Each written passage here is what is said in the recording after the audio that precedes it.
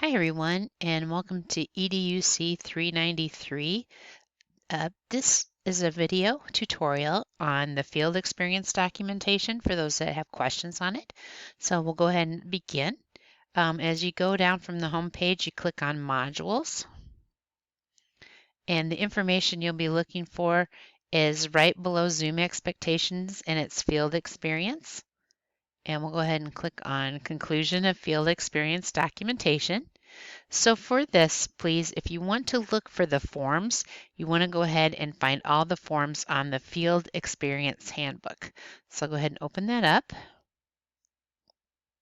And with this, I'll go ahead and leave it on the table of contents page just for reference. But as you look, it will go into detail about what the goals are, what the in-task principles and course alignment is, that type of thing, and what the requirements are of the course. And then it talks about grading and placement and so on. So I'll leave this document up and then we'll go ahead and go back to the document as we go. So for this, the School of Education wants you to have a field experience and communicate that experience in the course. So we need to have you upload this to the assessment system, the Student Learning and Licensure, and that's referred to as the SSL. So both you and your cooperating teachers will use the SSL to log hours and complete the field experience evaluation. So the SSL account information and access will be shared with the cooperating teachers either prior to or at the start of your experience. So if you have anyone that is having trouble with that information, getting into this getting into SSL, please let me know right away or talk to your advisor about that.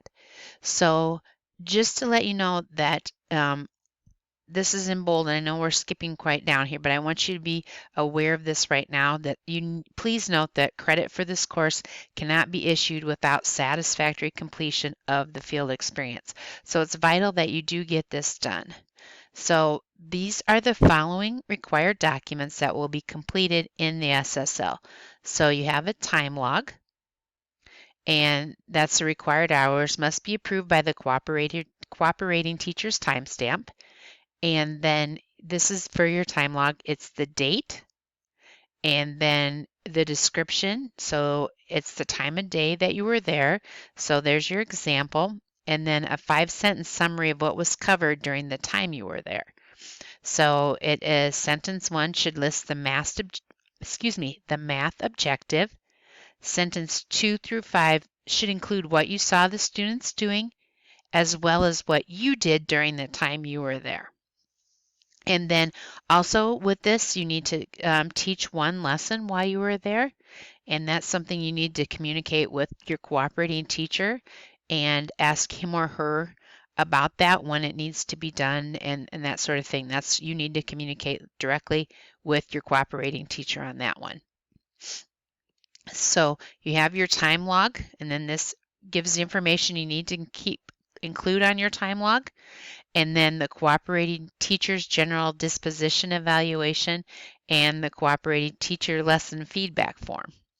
So if you go back to this document, to the table of contents here, if you look, it will list the responsibilities of the faculty, responsibilities of cooperating teacher, and responsibilities of the student. And then if you go down, it does give an assignment overview. So let's scroll down. Making everybody sick here. Okay, so then this is the requirements of the course. So this experience, it includes the completion of 10 hours of observation and teaching in an elementary mathematics classroom. So at the minimum, you have to prepare and present one lesson, and then obviously what this is referring back to the time log with the appropriate reflection. Okay, So there's the grading portion. I don't need to read through that placement. If you're having any problems with your placement, please let me know. And then this is the responsibilities of the faculty. Take a look at that. And then your cooperating teacher. And I would go over this with your cooperating teacher right away, just to make sure that they don't have any questions, or any questions they have get answered right away. We don't want to wait till the end there. And then this is you, responsibilities of student. And then here's expectations in the educational setting. And why they ask for some of these expectations is hopefully you will meet a future employer out there, so you want to put your best foot forward when when you're having observations made. Okay, so this is the assignment overview. Your classroom visit log, the 10-hour log sheet, the cooperating teacher's lesson feedback, the cooperating teacher's overall feedback, and then if you could, please encourage to write a thank you note to the cooperating teacher at the end of your experience. This does take time out of their day, so we want to make sure that they know that we appreciate them. And then you also need to complete the student evaluation of the field experience as well. Okay, so here's your checklist. And then here's the time log. So as you continue to go through there, you'll find the information that you need. Okay, if you have concerns about how to access the SSL, you can click on this link and it'll be there. You can find some direction there. And then also the direction for logging your hours can be found here. So please, the best thing to do is not to wait until the very end to do this, and it's to try to get those problems solved long before the course is over, because that you will not get credit for this course unless you've satisfactorily completed the field experience. So let's go back here. The other portions that need to be uploaded now, this needs to be uploaded to Canvas. So we'll go to the classroom visit log. Okay, and so this is the document you need to use for your classroom visit log. And as you see that it has where you go and you do your observation, there's your first one, second one, and it continues on. It goes all the way down to 15. So you should be able to have enough room to complete that information. So you just need to upload this to Canvas to complete that.